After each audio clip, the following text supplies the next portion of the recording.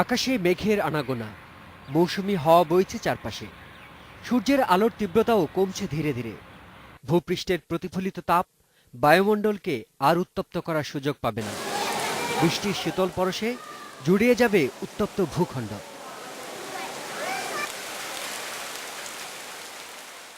আবহাওয়াবিদরা বলছেন, দেশের উত্তরে পশ্চিমা বায়ু দুর্বল হয়ে দক্ষিণ পশ্চিম মৌসুমী বায়ুর জন্য জায়গা ছেড়ে দিয়েছে।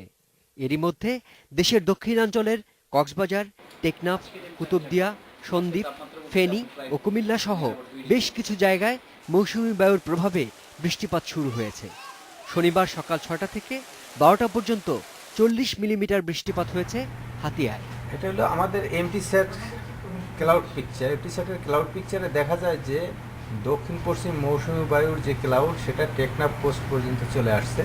এই ক্লাউডগুলো আস্তে আস্তে নর্থ ওয়েস্টের দিকে যাচ্ছে এবং উপর থেকে ফুটিল অফ হিমালয়ের পাশ দিয়ে চলে যাচ্ছে আমার ওয়েস্টার্লি।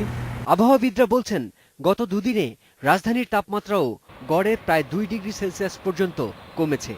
এছাড়া জুনের মাঝামাঝিতে মৌসুমী বায়ু সক্রিয় হলে তাপমাত্রা আরও কমে যাবে। রোজার সময়টাতে মোটামুটি হয়তো প্রথম দিকে একটু ইয়ে থাকলে পরবর্তীতে কারণ পুরো রোজা তো ১ মাস, সেই ক্ষেত্রে ধরে নেওয়া যায় যে রোজার সময়টাতে সহনীয় পর্যায়ে তাপমাত্রা থাকবে। জুন জুলাই মাসে দিনের দৈর্ঘ্য বড় থাকে, তারপরও আবহাওয়ার পূর্বাভাস অনুযায়ী মৌসুমী বায়ু সক্রিয় হলে সময়টা আরামদায়ক হবে এমনই মনে করছেন আবহাওয়াবিদরা। শিমুল বাশার, ইন্ডিপেন্ডেন্ট নিউজ, ঢাকা।